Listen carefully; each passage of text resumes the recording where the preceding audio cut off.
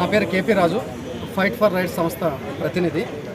So గతంలో పిల్లలు D grade 10 D grade పిల్లలు బాగా చదివి ఉత్తీర్ణత సాధించాలని ఒకే ఒక లక్ష్యంతో ఈ పిల్లల్ని ఆయా మండల పరిధిలో ఉన్నటువంటి కేజీబీయూలో పిల్లలందరూ తీసుకొని వేశారు. వేసిన తర్వాత అక్కడ సరైన తిండి ఉందా, వసతి ఉందా, కనీసం వాళ్ళకి ఫ్యాకల్టీ ఉందా, లేదా ఈ పిల్లల్ని అక్కడ చదువుతున్నటువంటి రెగ్యులర్ స్టూడెంట్స్ ఎవరైతే ఉన్నారో ఆ పిల్లలతో పాటు ఈ పిల్లలను కూడా దగ్గరుండి చదివించే క్రమం ఏమన్నా ఉందా అంటే ఏమీ లేదు. అధికారులందరూ తిన్నామా పడుకున్నామా తెల్లారని అనుకోవడంలో చేతులు 100%. సో అది కూడాను అట్టర్ ఫ్లాప్. వీళ్ళు ఏమైతే అనుకున్నారో ఆ ఉత్తీర్ణత సాధించే విషయంలో అట్టర్ ఫ్లాప్ అయిపోయింది. అలాంటప్పుడు అయ్యా మీరు ఏ విధంగా ఆ పిల్లల్ని అక్కడ జాయిన్ చేశారు, వాళ్ళ యొక్క స్థితిగతులు ఏంటి, వాళ్ళకు ఉన్నటువంటి వనరులు ఏంటి, అక్కడ ఎవరిని చదివిస్తున్నారు, ఏ విధంగా చదివిస్తున్నారు అని చెప్పి అడిగితే ఎవరూ పలకట్లేదు. సో జీసీడీఓ ఈమె ఎస్ఎస్ఏ కార్యాలయంలో పనిచేస్తారు, గర్ల్ చైల్డ్ డెవలప్మెంట్ ఆఫీసర్. మరి అమ్మ అక్కడ ఎవరూ చదువు చెప్పేవాళ్ళు లేరు, ఈ పిల్లలు తిని ఈ పిల్లల రూమ్లో కూర్చోవాలో తినాలా పడుకోవాలా, ఈ మాత్రానికి అందుకు ఎక్కడికి పంపించాలా మీరు? అదేదో మా ఇంట్లో ఉంటే చదువుకుంటారు.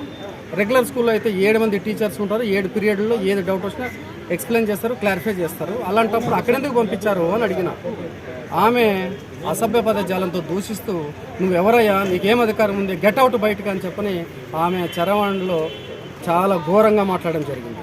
వాటిపైన విచారించి చర్యలు తీసుకోండి అని చెప్పని ఫిబ్రవరి, మార్చి, ఏప్రిల్ 3 నెలలైంది ఆఫీసర్లకు ఇవ్వడము, వాళ్ళు పిటిషనర్ అందుబాటులో లేదని చెప్పేసి క్లోజ్ చేయడం. దేనికి ఇంకా పీజీఆర్ఎస్ దేనికి?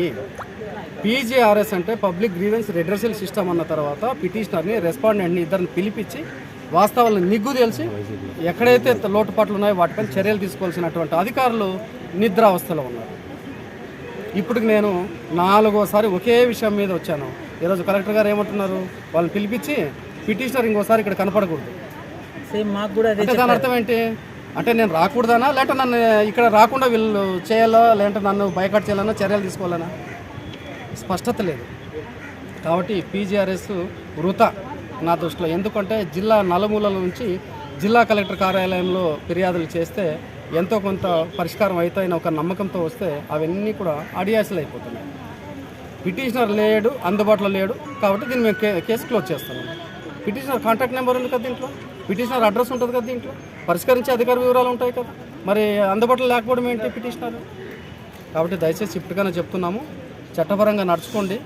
ఎవరైతే విధి నిర్వహణలో నిర్లక్ష్యంగా వ్యవహరించారో అటువంటి అధికారి ఎవరైతే ఎస్ఎస్ఏ సర్వశిక్ష అభియాన్లో ఉన్నటువంటి జీసీడీఓ కవిత గారిపై విచారణ జరిపి చట్టపరమైన చర్యలు తీసుకోవాలని చెప్పి కోరుతున్నాను.